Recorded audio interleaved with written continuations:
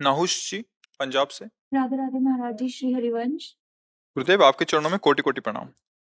गुरुदेव, क्या हमारे कर्म हमारे जन्म से ही निर्धारित होते हैं? अगर ऐसा है तो ऐसा क्यों कहते हैं कि आप जैसा कर्म करोगे आपको वैसा ही फल मिलेगा, क्योंकि वो तो कृष्ण भगवान ने पहले से ही निर्धारित कर रखा है। महाराज जी कृपया इस विषय पे प्रकाश डालिए। तो हमारा पहला जन्म थोड़ी है, हमारे बहुत जन्म हो चुके हैं। उन जन्मों में हमने दो प्रकार के कर्म किए हैं। एक कहते हैं कुकर्म, अधर्म युक्त पाप प्रवृत्ति, और एक कहते हैं सत्कर्म, पुण्य, भगवत भाव, आराधना। दोनों प्रकार के कर्मों का परिणाम अलग अलग होता है। दुख, विपत्ति, संकट, नरक, शरीर में भयानक रोग, दंड, ये पाप कर्म, कुप्रवृत्ति, अधर्माचरण से होता है। यश, कीर्ति, स्वस्थ शरीर, अनुकूल व्यवस्था, जो चाहो वो हो जाए, ऐसी पुण्य भावना, तो वो जो आपका सत्कर्म बना है उसका फल है। अब वो ढेर सारे सत्कर्म जमा है और ढेर सारे दुष्कर्म जमा है हमारे गोदाम में। कर्म जिसे संचित कर्म कहते हैं शास्त्रीय भाषा में, उससे निकाला गया और दोनों कर्म को मिश्रित करके इसकी रचना कर दी गई और उन्हीं कर्म के अनुसार उसको उसी जगह पैदा किया गया। जैसा कर्म का हिसाब, मान लो निकृष्ट कर्म पापाचरण अधिक है, थोड़े पुण्य है, तो मनुष्य तो बना दिया गया, लेकिन ऐसा बना दिया गया घृणित स्वभाव, गंदी आदत, बहुत नीच कर्मों में रत, ना कहीं सत्संग है, न कहीं स्वाध्याय है, न ब्रह्मचर्य है, न साधना है, बस वो खाओ पियो लूटो मारो हिंसा व्यभिचार, ऐसा वो भी तो मनुष्य है। और एक है संयम से चलता है, नियम से चलता है, ऐसे आचरण करता है, समाज को सुख मिलता है, माता पिता को सुख मिलता है, हमारे देश की पूरी सेवा की भावना, कई तरह के ये दो कर्मों से उसको वहां जन्म दिया जाता है। जैसे उसके कर्म के अनुसार वैसे उसका स्वभाव बनता है। अब इस परंपरा को हमें मिटाना है, ना हमें सुकृत ना हमें दुष्कृत, हमें अंतिम जन्म बनाना है अपना, कि अब हमारा अगला जन्म ही न हो, ऐसा हमें अब करना है। हमारे भाग्य में जो लिखा उसे हमें बदलना है अब।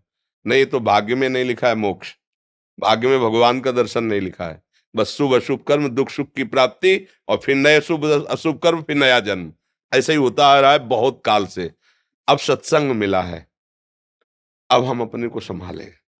भगवान का नाम शुभ अशुभ कर्मों में नहीं है, ये दिव्य है नाम, ये कर्म नहीं है, ना शुभ ना अशुभ, ये दिव्य है। अगर नाम जप करोगे अंदर ही अंदर खूब जो गुरुदेव ने दिया है और दूसरों की सेवा की भावना रखोगे, तो निश्चित तुम्हारे दोनों कर्म नष्ट हो जाएंगे, पाप कर्म और पुण्य कर्म। पाप कर्म है लोहे की जंजीर, पुण्य कर्म है सोने की जंजीर, लेकिन बंधते तो दोनों में ही है, दुख तो दोनों में ही है ना।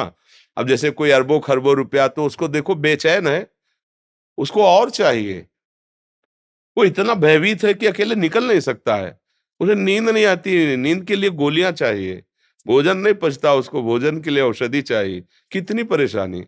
एक किसान आदमी दिन भर मेहनत करता है, 10 रोटी, आधा लीटर दाद और 2 लीटर दूध पिया, और जहां मना हुआ चौड़े पे सो जाए, उसको कोई परेशानी नहीं है। इसलिए सावधान करने के लिए भगवान ने आपको संत संग दिया, गुरुवाणी मिली, गुरुवाणी आपको सावधान करती है कि आपका जीवन किस तरह होना चाहिए।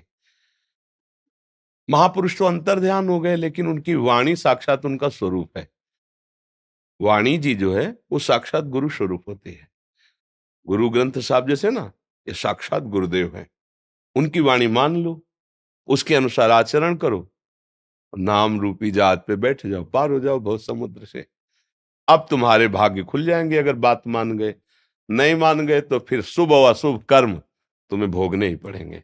अवश्य में भोक्तव्यम कृतम कर्म शुभाशुभम।